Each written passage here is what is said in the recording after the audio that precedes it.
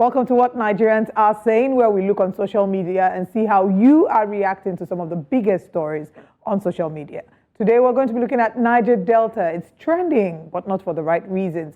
Of course, we've been following updates regarding the unfortunate and barbaric killing of 16 of our military officers in the crisis between Okwama and Okolaba. Now, there are reports as to the fact that these military officers were called to intervene in crisis in these communities.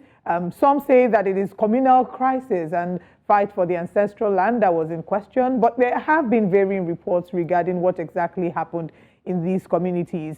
Unfortunately, not only were these members of our gallant troops killed, but they were killed in the most despicable manner. According to the reports, there were some who were beheaded, disemboweled. The pictures and the videos that we have seen on social media are heart-wrenching, very despicable, and more importantly, we are hoping that there will be investigations done, investigations carried out, and that we'll get to the bottom of this matter. Who exactly will conduct the investigation is another matter that is in controversy, of course, because we are looking at exactly whether the army should be able to investigate itself. I'm going to look through some of the reactions on social media and look at some of the tweets. And this first tweet is by Tegwando1. This one says, under the Niger Delta skies of Delta State, where whispers call, 16 souls on a peace mission did fall. Clad in valor, draped in sorrow's shroud, they stood for peace, their mission proud.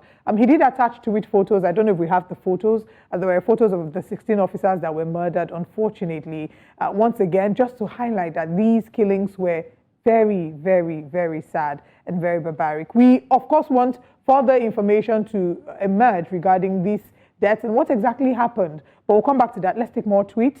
This one is from Princess Ufomash. Says, everything happening in Niger Delta is just making me so sad, and it's heartbreaking. Indeed, it is. The timeline is sad and very depressing with all the reactions so far. Let's see more stories. And this one is by Gege at Nigeria's Best. Says, as for those calling on the army to destroy villages in the Niger Delta, remember that General Malu was beating his chest when the army destroyed Odi.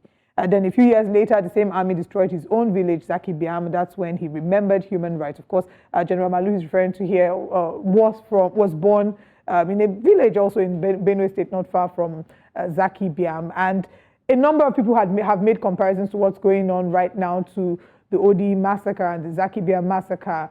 And they have said a number of these young people, maybe you were not aware of what happened in that time. We're still seeing here, this is from Dr. Mopol, and this I think is very, very, very explanatory. It says, the recent events in the Niger Delta region are deeply sad and troubling.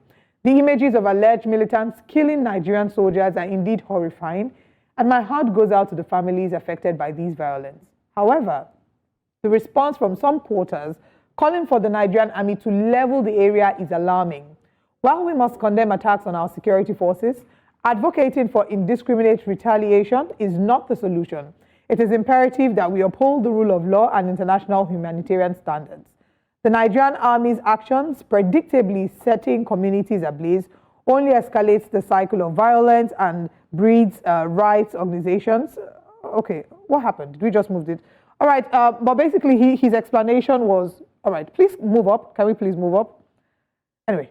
He's basically giving sort of an explanation as to exactly what happened and, talking about how we must not applaud what happened what was done to our gallant troops, but we also should call for investigations to be done. Let's take more tweets. Let's take a different tweet, please.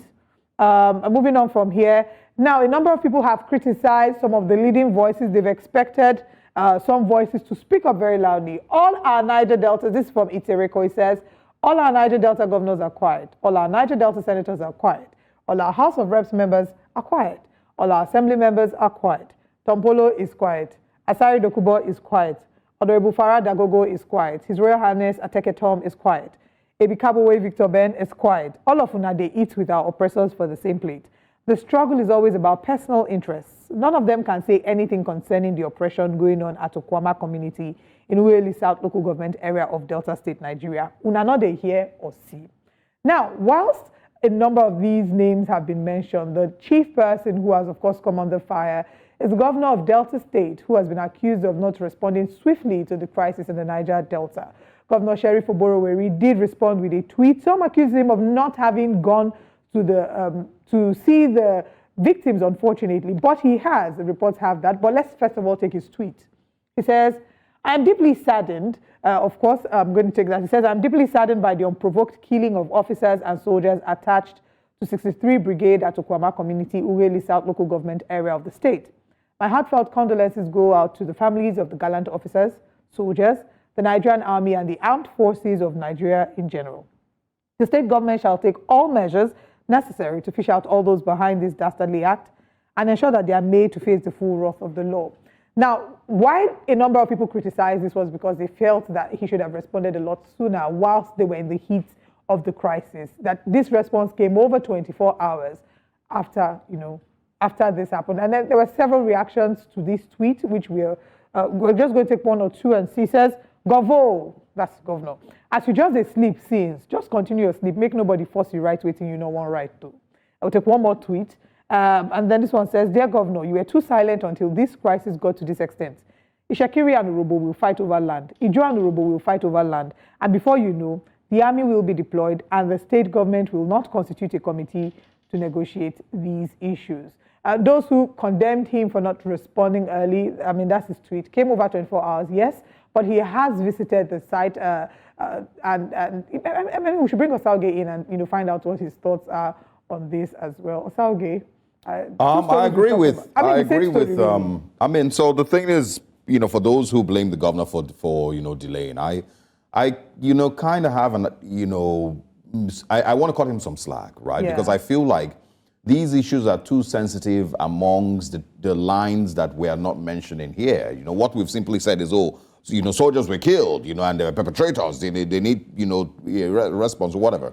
But we've not really been able to understand the underlying factors that might exist. So he might have needed more time to be properly briefed on what the true position which is. Of course we may never know. But I mean, there's people who've mentioned the Robo, the Ijo, the Shakiri, all those different angles to it, that I don't know that the governor wants to immediately just jump, at it and immediately get things sorted. I feel he needs to also be very, very careful, because some of all those people are also people that will be, he needs to play to their sensitivities also among tribal lines. Do the right thing, but also not, discard any, group or any tribe and, all of that in the outer state. It's a very, very sensitive, thing.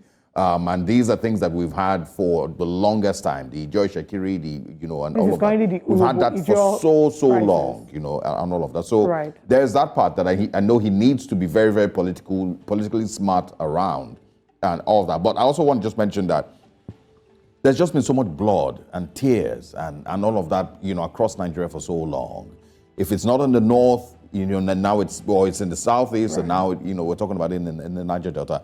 I feel like it's just too much. It's too much blood that has been shed. And we look forward to the time that will come when Nigerians can actually say that we're a truly united country, devoid of these fights about ancestral land and these killings that are brutally done. We hope that a proper investigation is carried out and that we get to find out what exactly happened and, the perpetrators of this dastardly act be brought to book. But that's all that we have today on the show. Thank you very much for joining us.